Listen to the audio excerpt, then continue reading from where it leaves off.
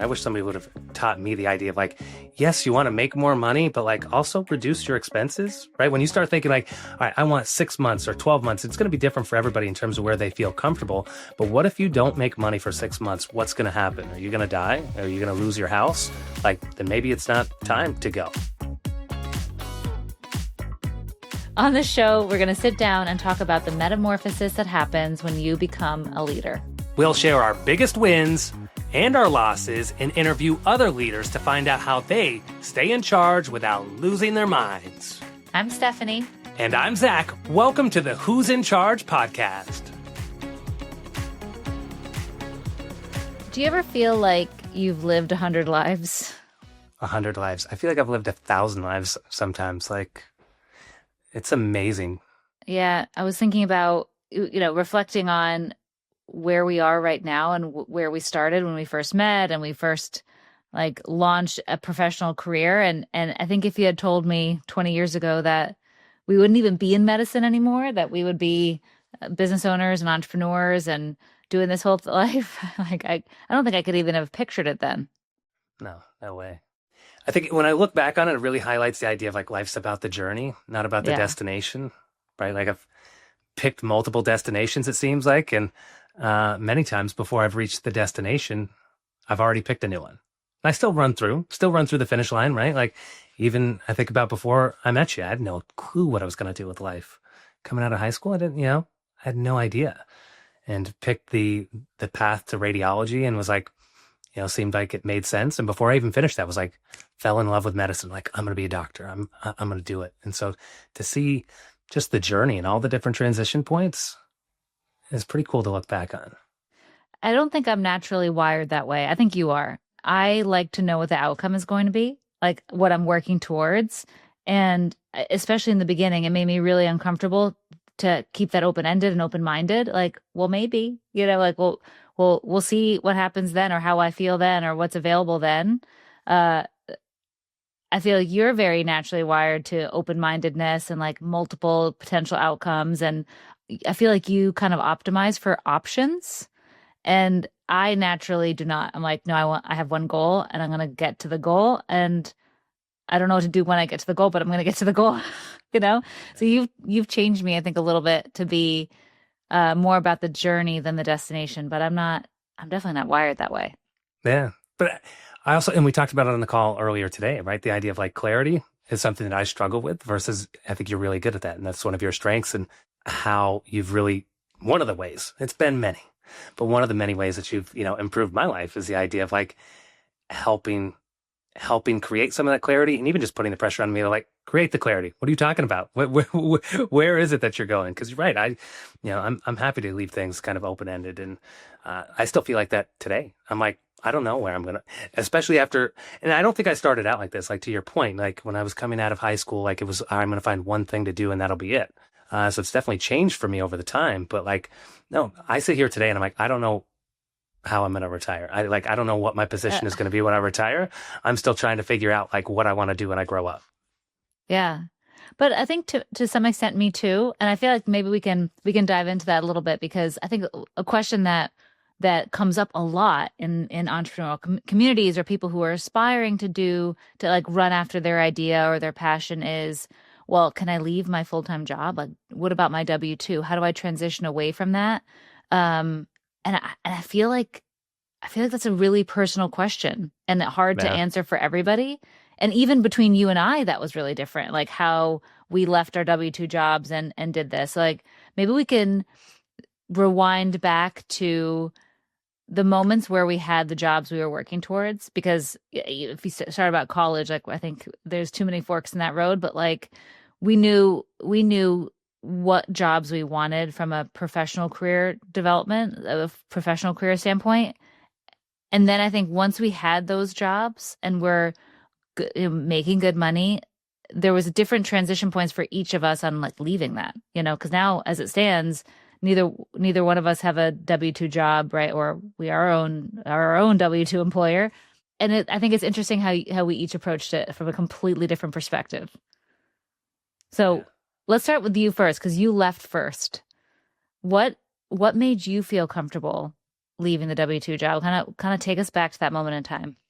Yeah. And I think, there's a couple different ways to look at it. And I think two ways to look at it are like finances matter, right? Like we wish that finances weren't an issue in life ever, but like they are. So two different ways that I look at that decision to leave, or one is financial, like, is it even feasible? Can we do it? And then two is that more of that like identity piece of like, all right, is who I am.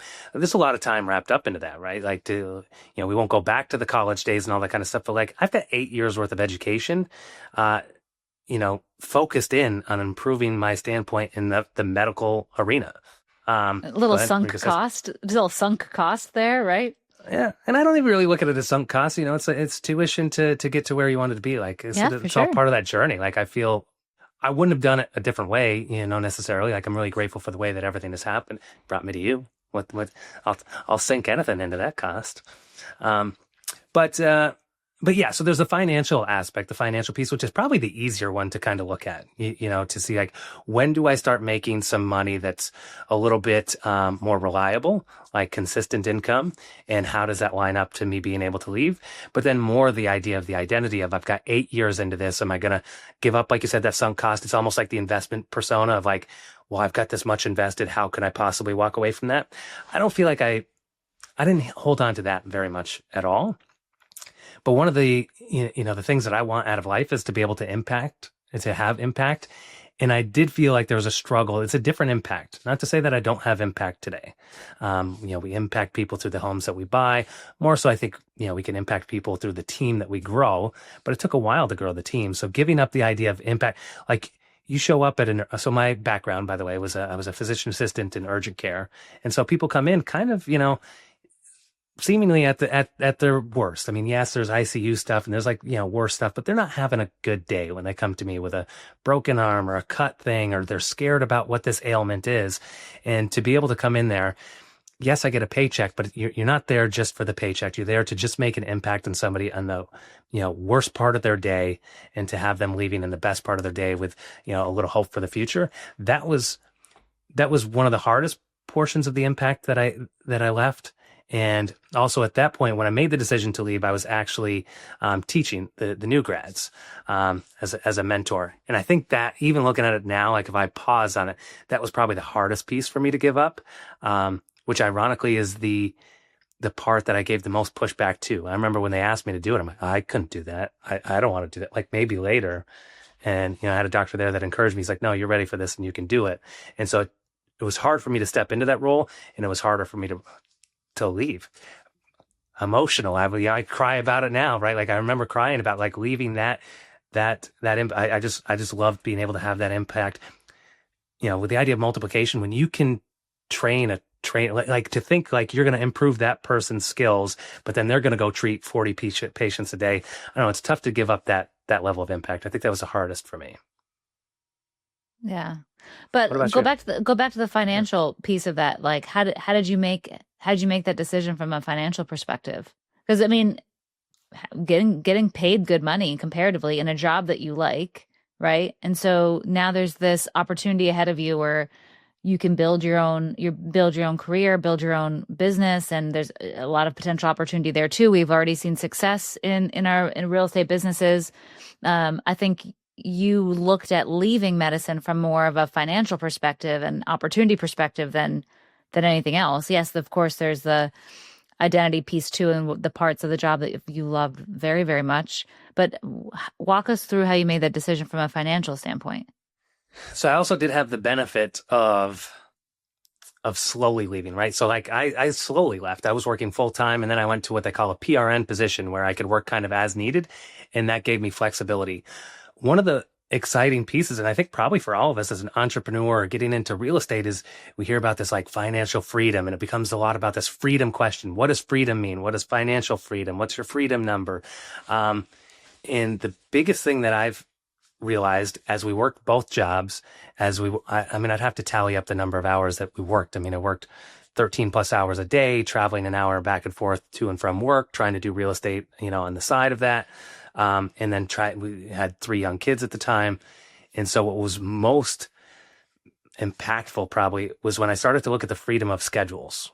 when I looked at being able to create my own schedule, I tell this story sometimes as well, the idea of when I needed one day off. You and I worked kind of opposite schedules to Yeah. the fact that we really didn't, we were able to take care of the kids. We were able to manage the business. We didn't necessarily need a ton of overlapped time off. And we did have some help for when that time came up. And there was one day in 2 years that I Yeah, literally couldn't work. we optimized our schedule so we wouldn't need a lot of help with childcare. So I think it ended up being what, like one every other Friday, every other weekend, something like that. Yeah. That we needed help. So yeah, our schedules were opposite. And so there was one Friday I needed off, and like the hell I had to go through to try to get one. I gave them 2 months notice or something like that. Literally almost got fired over it. I got written up over it because I threw a hissy fit. And I loved the job and I loved the people that I worked for and I loved what I was doing. But you want to talk about I'm working towards freedom. Like that's opposite of freedom. Like I can't give you a 2 month notice and have anything. So for me, it really became like, if I could see some income that's coming in, we know how to work hard. But if I can have some customization in my own schedule of when I work, that was more, what's the word, meaningful. It had more value to me to have that time freedom. That if your kid needs something, that I can be there, right? Like I was going to miss over 50% of everything. You're working till 9, 10 o'clock at night. Every night that you work over half the year. Like I just set me up to the point where I'm like, I am literally going to miss on a good time at least 50% of my kids' stuff. And if you could make up my income and give me that time freedom back, like nothing else really mattered, then everything else is icing on the cake. So yes, there's the idea of financial freedom and being able to build passive income through real estate investing and things like that are also a really good carrot. But that time freedom was far more valuable for me than even the financial freedom. But to your point, the bills still have to get paid. So luckily, I had a sugar mama that kind of helped. Definitely helped that we both had jobs for sure. But I remember sitting down at the kitchen table trying to come up with a plan, right? Like, how are we going to do this? So we sat down and had to come up with some sort of business plan of like, what is this? What can we do? Do you remember that? Well, the first business plan, right, was just the idea of more of retirement plan. Yeah. That was like, we're going to buy 3 houses per family member. I kind of picked a roundabout number. I figured 3 houses would create enough equity for people to be able to pay for a wedding, help pay for college, and help us retire on. So that was the very first business plan. Is that what you're talking about? Like, how did you decide how to leave? Like, how are we going to pay our bills? Okay, all right. You want time freedom, right? Like the job sucks. Like, okay, the job itself and dealing with patients, amazing. Like, I will say that in front of anybody. Like, there's nothing better than taking care of a sick person and making them feel better. Like, that's incredibly rewarding, right? But like the hours that it takes, and this is just from the medical perspective, I'm sure there's plenty of other jobs the same way, but like the hourly commitment is insane. Like 13-hour days for you in urgent care, and then the drive back and forth. And then on my side, like I was on call, I was gone for essentially the whole weekend. I was on call 72 hours straight. Like the time commitment is gigantic, right? So essentially anything looks better, looks more free from a time perspective. So obviously that was a huge draw for both of us to want to go and explore this business opportunity from a full-time perspective. But like, how do you make ends meet? How do you transition? Like, how do you plan for that? What went through your mind and like talk to us about what that looked like from when we sat down and try to figure it out? Like, how do you know when to step back? What kind of cushion do you need? How do you wean off of work? Let's dive into that. And so anybody that's been doing real estate for any period of time knows that there's ups and downs, right? There's seasonality to every market, and then there's seasonality to your own business as well. And there's a lot of different factors that are in there. So I'm kind of a negative Nancy in a lot of ways. Like I'm free to be open and let's go and try things, but I also like to take a worst case scenarios. And so having that reserve was really big. And so I wanted to be able to take a look at something to say like, all right, here's what our finances are, which I mean, finance class is so darn important. I wish somebody would have taught me the idea of like, yes, you want to make more money, but like also reduce your expenses, right? When you Yeah. start thinking like, all right, I want 6 months or 12 months, it's going to be different for everybody in terms of where they feel comfortable. But what if you don't make money for 6 months? What's going to happen? Are you going to die? Are you going to lose your house? Like, then maybe it's not time to go, right? So I think we felt good at one point of 6 months, especially because we had the ability to make other income. I could still work PRN. You still had your job. So if we could look and say, hey, I've got 6 months worth of reserves. If we don't make a dollar in the next 6 months, we're still okay. That gave me a lot more freedom to feel like I could jump. It felt me like I had a more solid foundation to jump from. And the reason why I talked about that financial piece is like that number is 100% according to what your monthly expenses are. So Right. if you've got the new Ferrari and the most expensive house and every, subscription available, like, all right, then that number just went up of how much money you have to have in the bank to have 6 months worth of reserves versus if you're living a little bit more conservatively, which I feel like, you've given me a lot of crap about not being able to buy curtains, right? Like, I mean, I feel like we've lived very conservatively when we were did. starting out to say, let's keep that down so that we can jump forward. I think this is really important. That's why I wanted to push you to talk about this a little bit more on like a detail level, because I think this is where people get really tripped up and trying to figure out how this is possible, right? And I remember being there and literally making money in the real estate side, right? We did some flips and we had wins, but we never felt them because essentially all of that income that we made outside of our regular jobs went to be saved, or like part of it to be reinvested in the company. Like you sell a house, you make 20K or whatever it was at the time. We didn't just go out and buy something like, or go on vacation. Like we didn't do any of that. We really aggressively saved all that money so that we would have a reserve, because you started feeling pretty quickly into the process like, I want to leave. Like I want to do this full time, which scared the shit out of me, right? Because I was like, wait a minute, that wasn't the plan. We were never going to leave medicine, but I feel like you saw that first. Like, okay, no, I want to do this part full time because I'm going to have more time to do the things that I want. You're saying like, I'm totally okay with leaving medicine if I get this return. So it scared the crap out of me. How are we gonna financially do that, right? And so essentially everything that we made outside of work is what was saved. And the reason why we had to do that is because we didn't really have a surplus from our W-2 jobs. Like, I mean, picture this: we're 20-something years old, 3 young children, 2 full-time jobs, an incredible amount of student loan debt between the two of us because we had just graduated grad school essentially and landed our jobs, right? So both of us had master's degrees with loans, undergraduate degrees with loans, and then you had an associate's degree with loans. So like a couple $100,000 worth of loans. Our W-2 income essentially paid that bill, which is like another mortgage for our student loan payment, plus our actual mortgage. I think we had like a minivan, right, with a little loan on it, right? And then like our bills. And that covered essentially everything because we had so much student loan debt. We were basically young professionals paying for 2 houses, right? So there wasn't surplus. And if there was, it was like a little bit, like $1,000, $2,000 in savings. Like we didn't have anything in savings to go 6 months. So starting the business was like, you have to be able to do both full time. Like you have to work your W-2 job full time. You have to start launching your real estate career essentially full time. And then everything that other income brings in is being saved up until this point where we said, okay, 6 months.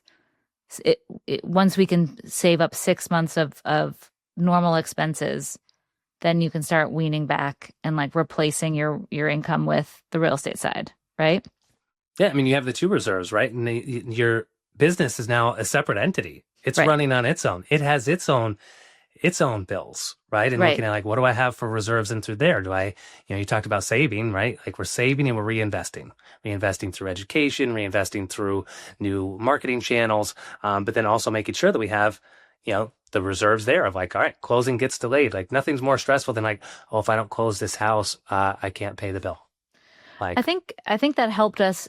I think the fact that we had W-2 jobs helped us in our real estate career. And I think you could look at that either way, right? Like, I guess we choose to look at it in an optimistic way of like, this is our limitation that's going to create innovation. limitations create innovation. So you've just got to be creative with whatever deck of cards that you have. And I think because we didn't need to be paid from our real estate business to pay our normal bills, like groceries or like car or what house, because we didn't need that, it was allowed like the money that we made from it to go into savings, but also to go back into the business. I saw a lot of people, I'm sure you did too, struggle to really launch their real estate business or their secondary job or business that they're growing, whatever, because they need to extract money from it because they had financial needs. So if you can't, if you have to extract the money from it, it's really hard to reinvest some of it to continue to grow and like get it off the ground, right? Yeah, it's just like every other investment vehicle, right? Like if you're pulling off of it too early, it never gets a chance to grow into its nest egg. You can look at the same thing with a stock, a 401k. Like you've got to be able to put into your 401k is probably the better example, right? You've got to be able to put into the 401k over and over again for it to grow, to develop to an amount that actually can start to see the returns. Yeah. What do you think you learned the most from medicine that helped with the real estate side? Because that's the other thing I hear a lot from people is like, well, how does that work? Like medicine and business? Like those seem like two different complete paths. What have you learned from that? I think about that, and I think a lot about just relationships for one. Like business is all about relationships. When you're talking about a real estate business, most of the time you're starting out on your own doing it. What do you have to do? You have to go out and meet with people, develop relationships, and get deals. And so I think developing rapport, I used to make a joke with the idea of, all right, I work in urgent care. You see new people every day. It's not like, oh, I'm going to see my doctor that I know and trust of the last, 5 years. Like you go to see some Yahoo you've never met before, and you've got to develop rapport, get them to know, like, and trust you to make big medical decisions, life-threatening medical decisions sometimes extremely awkward things.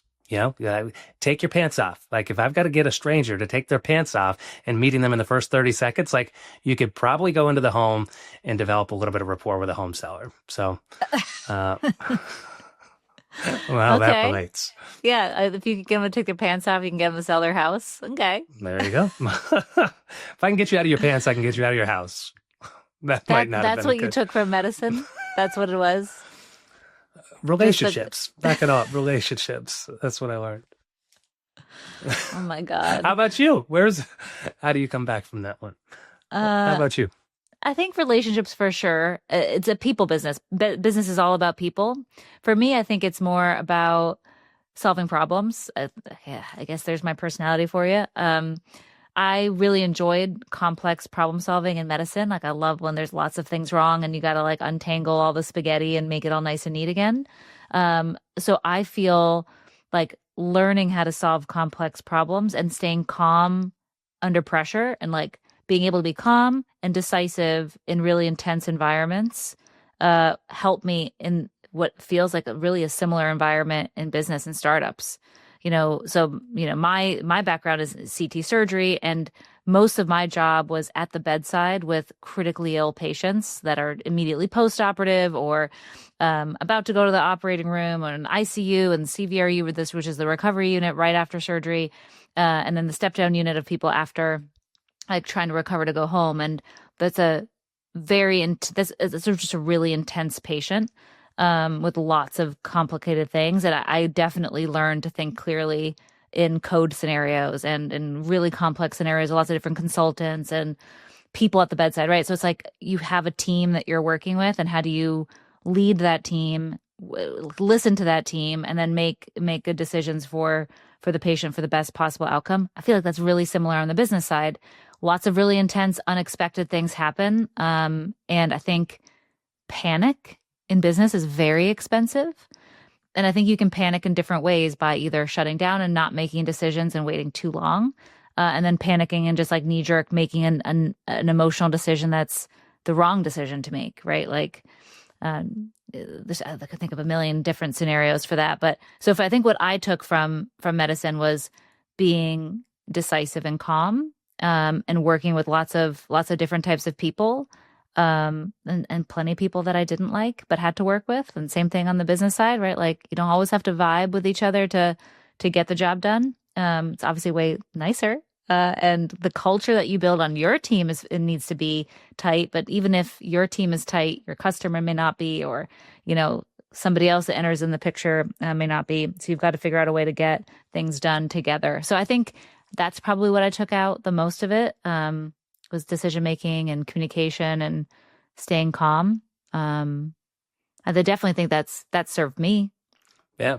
And I think it's interesting because I think our life experiences probably just make you better at what you are, right? I mean, I think you're far better at that kind of stuff. We talk about the clarity and, you know, even really that pulls into the idea of systems, right? Yeah. Decisions and clarity, decisions, and systems, right? Those are the three things that you feel like you took away from medicine, but I feel like they're also core to who you are and has probably just made them better and has allowed you to bring those lessons into our business, for example. It's funny though, because I think that's how I cope with fear. So for me, fear is the factor. Don't put me on the Yeah. show because fear is a factor for me. Uh, so I think that it's kind of interesting how for me, for how fear and how I've coped with fear has impacted a lot of the things I've put into place so that I can operate under a scary situation. Which is like, well, then why did I pick that job in medicine that's really intense? Like, why didn't I go into dermatology or I don't know, like no offense, I'm sure dermatology is intense too, but like, why did I pick that if I'm afraid, right? Um, so I don't know the answer to that, but I do know that when situations are scary, the only way that I know how to cope with that is to get information and to decide how I'm going to decide. So in medicine, that's like, I'm going to look at the monitor, right? What is it? What is it? Something scary happened. Oh, I don't know what to do. Look at the monitor. What does the monitor tell you? Look at the lab work. What does the lab work tell you? Same thing with medicine. Like we didn't hit our numbers or like something just blew up. Okay. The first thing I do is I get information, and have built a system around me to help serve up information so that I can make decisions better. But I think that's because that's the only way I know how to deal with a scary situation. Like I think that a lot of that is coping mechanisms and how to perform under fear. So anyway, I think that's kind of interesting. But I do meet that at every different level of my business and every level of medicine too. Is like, okay, I just went from an RN to an NP. Like now my responsibilities are different and scarier, right? Like or another level of fear. Like that's just how I would describe it. Is that there's these different levels of fear that need to be contended with, and the only way I know how to get through that is by having a system around me that can help facilitate a decision so I don't shut down, if that makes sense. And I think you're different. Well, I don't we're definitely different. Yeah, yeah. What about Yeah. you? I mean, just to stay in on you, like you were built for it. I think we're all kind of built for different things. And so I think you're built for that. You have a calling for it. It's been that way since high school. You did the helicopter EMS crap, right? I mean, Yeah. you have a thrill to it and you thrive in it. Like I do kind people of that want to have, be scared. Like I want to go fast. I want to be a little scared. right? So, I mean, I think it's just the terminology. It's not even necessarily scared. It's excitement. Like, I mean, that's an Yeah. exciting, there's a car crash and it's so weird when you talk to people that are not medical about like this kind of stuff. Cause this is going to maybe sound terrible, right? But like, all right, there's a car crash on 485, right? There's a thrill and excitement for you. Like some people will just want to rubberneck, but no, there's a thrill and excitement for you to be like, that's somebody that I can help and Let I me get know in what there. to do. Oh, Yeah. yes, 100%. And so you go and you seek those things out, and you perform in those situations like not you're abnormal. No, most people don't perform that well. Thanks, honey. I mean that in the most loving way. You perform in a high level that like other people can't. And so I've seen that from the medical world, and I've seen it also in the business world. And kind of like you said, you wanted to see a monitor, and what do you do? You solve problems, you create the solution. I think one of the things, kind of part of what we're talking about, is this journey from like hobbyist to a business, right? This was, and you have to operate differently. Like we were working, I just wanted to buy 15 houses, and it kind of didn't really matter. I mean, that's even looking back on that, it's still a good business plan, and like you could do that kind of doing anything. We could have stayed working in medicine, bought 15 houses and been done. But when we wanted to go from more of like that hobbyist, I'm going to just buy 15 houses to like, all right, this needs to be a business and it needs to operate like that. So we needed to change everything that we were doing, from the CRMs we were using to processes we were using. Like, no, The you got to people, the team members. Yeah. yeah, you got to put some real crap in place. And so you were able to help solve those problems, create the systems and create the dashboards that allow us to have the clarity. I do love a dashboard. To show me them dashboards. I love a dashboard. Yeah. I actually love a dashboard too. You've sold me on the dashboards. You said it. Yes.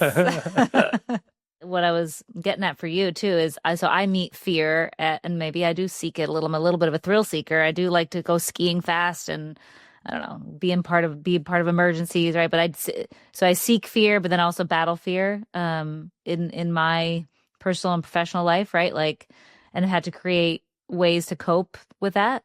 And I don't think that you are that same way. So I'd love to hear what you think your seek / cope, maybe emotion is. Seek emotion. I think I'm perhaps deeply analytical. And it's funny because I feel like I'm really an emotional person. Like if you take any of these tests, I'm like, I come out extremely emotional. Yes. But when it comes down to make, right? But when it comes down to making decisions, then I like to be, I go the other way, and I'm probably too analytical. I don't have it here, but you bought me that damn spinny wheel to make a decision. No, I don't think that's it.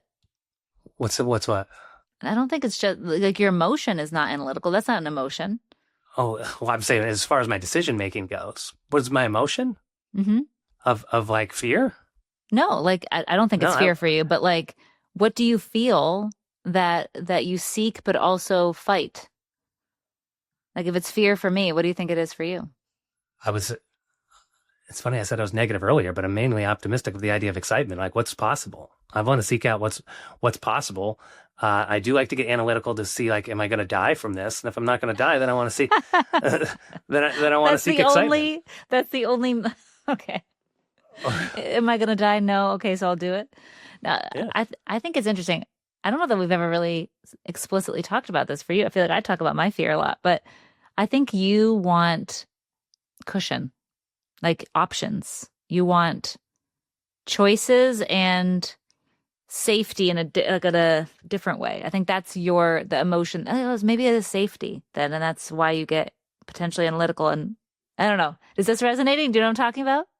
Right, but that's what I was explaining with the idea of analytical. I think the reality is when you want to go down a pathway, there's a lot of different options. The options are there. It's just a matter of whether you're going to see them. And so I just make sure that my eyes are open to see what the options are. Yeah, but I think you don't seek analytical feedback. You seek something else. What am I seeking? We're breaking. Do I need to lay down on the couch? I know, right? No, but like I think this is important because this is like, these are things that people don't necessarily verbalize and I think hold them back. And it comes all the way back down to this question of like, do I leave my W-2 job? Well, you've got to be able to face whatever this is that you seek and that you reject, like that you fight with, right? And that ends up being what allows you to leave and grow outside of your own initial limitations. I think for you, it's safety. I think you kind of don't want to be safe. Like you kind of want to go jump and see, like to your point, like, am I going to die? And if you're not going to die, you're like, all right, I'll do it. But then you want the savings account, like the cushion, what is the word I'm trying to think of? What safety? Like not this. I want a backstop. I want to know where my backstop is, and that allows me to jump. Yeah, because ultimately I want to seek new opportunities. The reserves. That's what I was trying to think of. Yeah. Yeah, and I mean ultimately, like I want to go out and do new things. I want to do exciting things. I want to seek opportunities, and I want to grow. And I know that there's a risk that's involved with those. I just want to make sure I don't die. And it does change as you have a wife and you have 3 kids, right? So like that reserve amount. And I've said this before as well, the idea of like some of the best times to start are like when you're young and you got like, where are you? And that's what you're talking about with my reserves. I've got not far to fall, when I was young and whatever, and I could pick myself up. I can eat ramen and that's fine. Now I got to make sure I could pay for field hockey and, some travel and, some curtains for my wife. You have a very low maintenance wife. So look at those curtains. Look at those curtains behind you. I would have never bought you those curtains years ago. You're welcome for being low maintenance. Okay. I'll be like you are low to mid maintenance. For sure, for but sure. I think it's because you freaking need so much reserves, right? Like, and I guess increasingly need reserves. But I think this is important discussion because I think it challenges the listener to be introspective of what it is for you, right? And I think you have to face that. I think that's the challenge with entrepreneurship, right? Is like, first of all, it uses everything that you have. So your background, your previous job, your childhood, like all the things that have made you can use. But then you also have to be so self-aware to actually get anywhere, right? And I think especially if you have a spouse or a significant other that you're doing this with, like you have to be aware of them too, because there's so many different times in business and the entrepreneurial journey where you're like you hit a wall of your own making. All right. So how much time we have? You want to start like so you can get really deep on this, right? The idea of what your background is. So without going deep into my background, like I grew up without much, right? We weren't a well-to-do family. We didn't have a whole lot. And so like when you start thinking about what the ceiling of your life is that you pictured when you were 5, 10, 15 years old, and that keeps changing. And at a certain point of the journey, like I'm beyond, sounds stupid, but like I'm beyond what the ceiling was that I ever set in my life years ago. Right. And then you can almost get into this point where I'm like, like I said, now you have a different area to fall, or I don't want to go back into that world or create that world for my kids or whatever. And so all of a sudden you can look at things a little bit differently and grabbing on to like, whether that's fear or risk of making sure I have options or have the reserves, however you want to say that. But yeah, for sure, that becomes a very big limiting factor in how you make decisions. I think what's cool to reflect on, and then maybe that's why we feel, I'll speak for myself. I don't want to speak for you, but I think that might be why I feel sometimes like I've lived 1,000 lives because I don't know.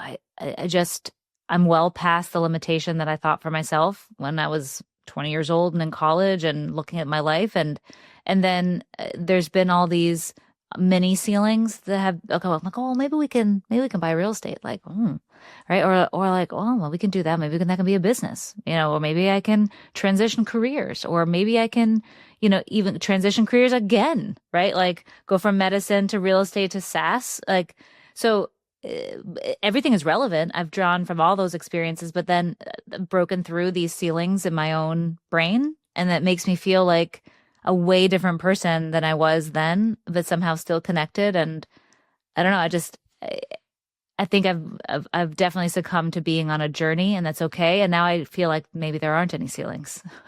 Like what's that proverb? And I think it's a song too about the mountain where first you're climbing the mountain. You're like, this is a huge mountain. Like this is an unbelievable entity. This mountain is gigantic. And then you start climbing it and you're like, what relevance is this mountain? I can climb a mountain, right? And then you get halfway up the mountain, and you're like, well, dang it, there's a mountain again, and it's hard again. And I don't know, I feel like I've had that journey a lot of internally, a lot over the last 20 years, and now I just feel like there must be at least 100 lives in this life. I don't know.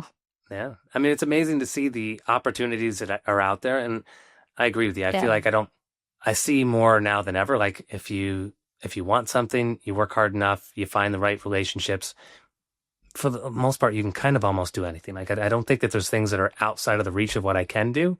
It's now I'm an old man and I'm like, I have to be introspective as to what I actually want, like what's worth pursuing. There's a give and take with everything. There's risk involved with everything, but there's a cost to what you're going to have to give up. There's things that I would like to do, but I'm not willing to do them to give up what I know I have to give up. And that just, that's a personal decision for everybody. It's, go chase that dream if that's what your dream is. But the dream of what I'm hanging on to now is not enough I wouldn't give that up. And that's why I said earlier in the podcast, the idea of like, I'm still waiting to see where I've got some things I need to do now. And as soon as those are done, like waiting to see what I'm going to do when I grow up. I know. I definitely. Buckle up, girl. Yeah. I definitely feel more than ever that there's so much possibility and opportunity, and it definitely doesn't scare me the way it did 20 years ago. I think obviously a lot of self-awareness and lessons learned, but also just figuring it out. Like now I've kind of trust that we will figure it out, you know? You know, it's actually, do you remember? Think this has probably been the best advice I've ever given. I feel like I could say that for you too. But do you remember our premarital counseling, what we learned about like conflict and decision making? Do you remember what our pastor asked us? Oh, I'm trying to think what the question was. I remember the results. What was the question? It was about I'm gonna think. how do you react and then decide in conflict, or in you know, just in general, like how do you come to a conclusion, like how do you answer a question? And it was how do you, in what order do you do things? Feel, think, and act. No. Do you remember? Yep, 100%. What were you? And still So are. feel. Am I? Hold on, I gotta think about it first. All right, so while you think about it, I'll say it again. In what order do you? Right. No. So I was a feel, think, and do. Right. Yes, I think so. Feel. So you feel, think, and then you do, and then I feel, do, and then think. In my natural state, I think that's kind of unhealthy, but I feel, I have like a gut reaction, and I just do the thing, and so I make quick decisions, and then later I'm like, should I have done that? Dang it, I could have said that better, or what if that had happened? Or I kind of analyze and ruminate. So I have to be very thoughtful about doing the think before the do, and like taking a second. But I think that knowing that has helped me tremendously. First of all, deal with you and be married to you. Ditto. Love, ditto. You know that I'm gonna ruminate later. I'm gonna act real quickly. She's just doing. She hasn't thought yet. I I'll let felt. her think. Listen, my gut instinct is usually right. Mm. I've always regretted not going with my gut, but no, I do need to think. I need to take a step, and I need to give you space to think and then feel and then do, because I know, and that kind of comes back to like you wanting some reserves and like needing to feel safe, right? And then I'm scared, so I'm gonna do because I'm afraid nothing's gonna happen, or it's not gonna get done. So I'm just gonna trigger, like my trigger is the fear, right? So it's just so funny how that's relevant too in marriage and business, and I go back to that premarital counseling session a lot and think about that and like, dang, it's still relevant. Thank you, Pastor Jim Murphy. Pastor Jim Murphy, shout out to you in Johnson City, not North Carolina, Johnson City, New York. New York. Still think about you. Yeah. What do you think that you needed to unlearn from medicine, your W-2 job, previous experience, in order to be successful in business? To unlearn. There's a couple things that come to my mind. It's just the way in which the business operates is different, right? I mean, I really liked working both jobs for a while, because what I loved about one and hated about the other one, they kind of flip-flopped, right? Like having to wake up and how am I going to make money today in the real estate world versus like showing up to the medical world and being like, my day is set. I'm going to show up and they're going to tell me which room to go to, and then I get to go solve somebody's problems, make their day better, and kind of move on. And with that, you have a patient that's in front of you, and basically you're going to do whatever you can to make it work for that patient versus, it's different in the real estate world. Like you need to analyze, going back to my need for analysis, you need to analyze this before you start. Like before you walk into that room and marry into that patient's life, like, is this a house that you should be putting into your room? And so there was that change. One of the biggest changes, though, I think for me was probably as we were growing the business, of the mindset of the medical employee versus the mindset of a non-medical employee. Ooh, like, in what way? In what way? There's a level of commitment, I think, in the medical world that's like, I mean, I don't know if I could say that it's almost like cultish? Cult-like. Yeah. Yes.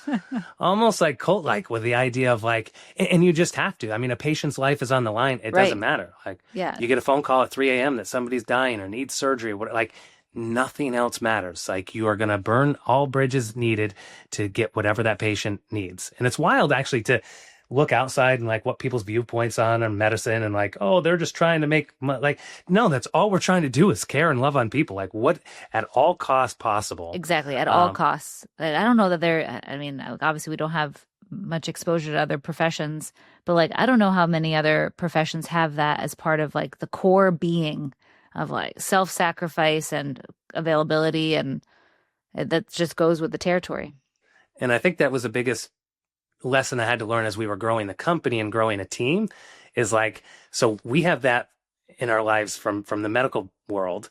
And Yeah. then everything you had, like we took a HELOC in the house, everything we have, I got to feed these little kids at home. Everything I have is riding on this. So we take that same mindset into the business. Yeah. And then you start hiring people and you're like, wait a minute, you don't feel the same way? You're not like freaking out at 8:45 p.m. that somebody called and we need to close that house right now. Like, and so recognizing, I don't know, the differences between workplace mindset and expectations on people. Like, oh, you need to have a life outside of work. That's a thing. Like, oh, that's one that pops in my head. I'm sure there's more. How about you? I think for me, it's probably tolerating or being okay with making mistakes. So in medicine, like you can't make a mistake. Like it's not okay to make a mistake, right? Like obviously this is someone's life and like there's huge ramifications about making the wrong call. So you have to operate from a super high level of accuracy and avoid mistakes, avoid risk. And that's way different in business. In business, you have to make mistakes quickly and you have to take risks and you have to be okay with the pivot that happens afterward. And thank goodness, it's not life and death 99% of the time in business like it is in medicine, right? But I think I was very programmed to mitigate mistakes and risk there. Like, or what are the chances of something bad happening? Or there's a 1% chance with this, so it's okay. Or there's a 15% chance of something bad happening, so that's not okay, right? Where in medicine, in business, that's good. 15%, we're gonna go, right? Like, Right. Only 15%, only 50%. Like, no, Yeah. we're gonna go, we're gonna do it, we're gonna double down. So, I've definitely had to unlearn fear. Again, here's my trigger word, right? Around making a mistake and that it's okay to make a mistake and that you can recover quickly and you better go out there and break stuff and make mistakes and learn from it quickly and then go and move on. So that's probably the biggest one for me. Yeah, I think it's such a big lesson. Every time I mentor somebody, I'm like, listen, the only things I know are things I've messed up. Like, here's what I can teach you about real estate. Here's all the lessons that I've learned along the way because I've screwed it up. Yeah, don't do that. Ask me how I know. Don't do that. Yeah. Right. But yeah, I mean, I think you've done a good job of bringing, again, getting back into that idea of systems and processes and it really brings a great clarity kind of to the business as opposed to somebody like me that's just like, I don't know, I'm just going to do everything, do it as much as I can. Like, no, focus in on this. Like, here's what you need to be focused in on. And creating like those decision metrics. And it's not as scientific as I'd like coming from the medical world, right? Like this is going to work 97% of the time. So it's not as scientific as that, but like you bring an element to business that gets you as close as you can to that scientific world.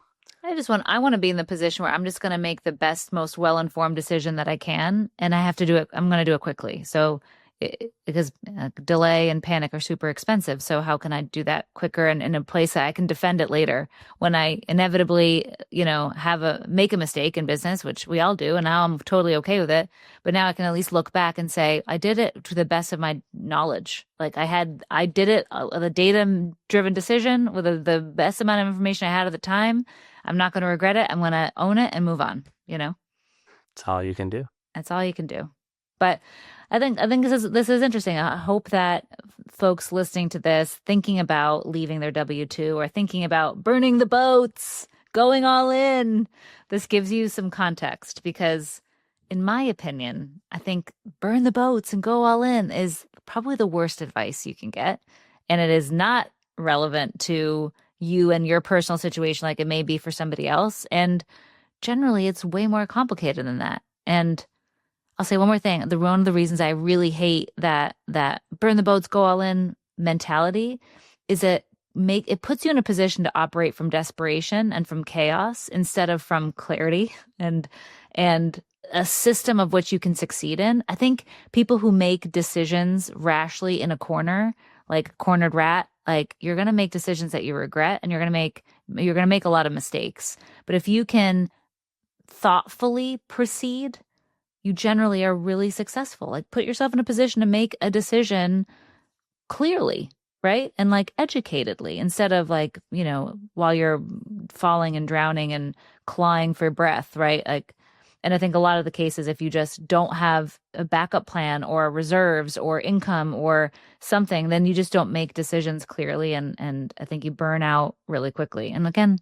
that's my opinion coming from a person that was making a good income in W-2. So maybe it's easy for me to say that, but I think you should always put yourself in a position to make good decisions to the best of your ability. And a lot of times we don't have a lot of resources, and you got to deal with what you have, but like, don't burn your resources. Like, yeah, like your resources are your resources. Use them, make them have them empower you. Right. Yeah. I think it's such a personal situation. And I think my problem with the burn the boats mentality is just because it comes so blindly. Like, hey, I don't know anything about your situation, but you should just burn the boats. And is the concept of that just because that's the only way you'll be committed to the decision? Like, depending on the work ethic of the person, like you and I, like, we didn't have to we worked just as hard as if we would have burned the boats, because we were driven and determined to do it, period. End of discussion. Didn't matter whether there was something behind me or not. And I think maybe some people need to burn the boats in order to feel that drive, which then you're probably going to struggle, to be successful long term, because that's a short term mindset. Right. What happens if you are successful?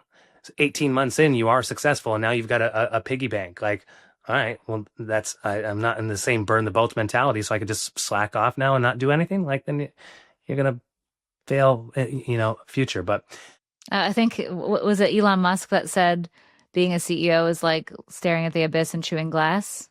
Something intense, right? I think to your point, it's going to be hard. Like it's always going to feel hard.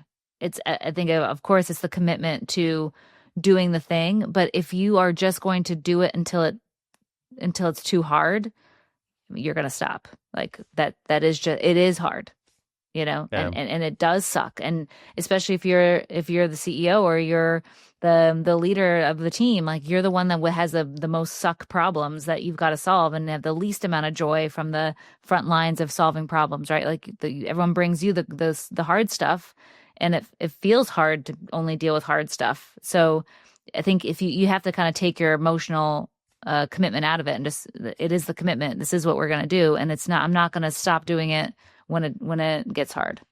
Another thing that I would like people to take out of this is the idea of like, whatever's your situation, like somebody else has been in that situation and you're using it as an excuse to hold you back, and somebody else was using it as an opportunity to move them forward, and kind of sitting both ways. And I think the biggest piece of advice I give is don't blindly listen to a podcast or a Facebook post and make your life decisions if I'm going to quit my job or not quit my job. Like, right. It is so personal to what your risk tolerance is, what your goals are, what your reserves are, your family situation, like so many different things. Like, everybody's in a unique situation. And so while you want a quick one-liner that's like, all right, this is why I should do this, like, there's a lot of different pieces that go into that decision. And, not to take it lightly, but not to be held back by it either. Not to make a decision just because you're afraid. Like, look at what other people have been successful in doing and let that inspire you to be able to do it in your own way and enjoy your journey. Yeah, I think that's such good advice. And we are our beliefs are limited to what we've been exposed to. And so I think just hearing stories of other people getting through it, or how sharing your story, sharing your testimony is this is why it's so powerful, is because it now raises a ceiling that somebody else potentially had, right? If you don't have exposure to things, it's really hard to wrap your head around it. You didn't even know that it was possible. Like, I remember feeling that way being in a mastermind the very first time, hearing somebody say they flipped 100 houses in a year. I was like, what? 100 houses? And how is that?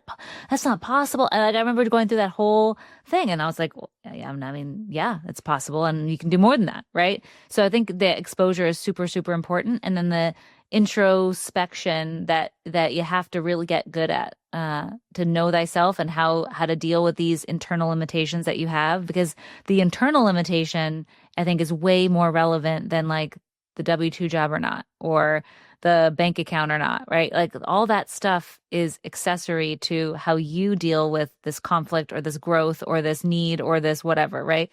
So I think that's way more relevant advice than should I quit my job or not? Should I go all in or not? Yeah, I think we've said it already, but the idea of the limiting belief is less of a problem. And now just trying to figure out the why. I think somebody says like, ask yourself why 3 times. Like, why do you want to do something? Why to get at the real reason? And then double checking that like, all right, the journey I'm about to set myself on is actually fulfilling the why, you know, maybe topic for another day, but I remember, um, the surface level answer of like why I wanted to get into real estate was freedom of time, et cetera, and family. And I remember there was a period in our lives and period of business where I was like, my why is family, my why is family, my why is family. And then I looked around and I'm like, Yeah. I'm failing. I'm failing at my family. And how could you, it doesn't matter what you're doing. It doesn't matter what other success I have. If I'm failing in the one thing that I say is my purpose, that's your purpose and you're failing, like realign what you're going for. And we all have to make sacrifices at times, right? I mean, this is the balance and the harmony of life. Like nothing is ever going to be perfect. It's all for my family. So like I spend all my time with my family. Like, no, that's not it either. But really, really ensuring that what I think I'm setting out to do and my purpose and my why I'm actually pursuing. Yeah, you come back to center, you know. You come back to center. It's okay to have some period of sacrifice and a period of hustle, but that can't be all of it. You know, you got to come back to center. This is good. I hope it's helpful. I hope that triggers some thoughts and some discussions for you yourself and with your families as you listen to this. More to come.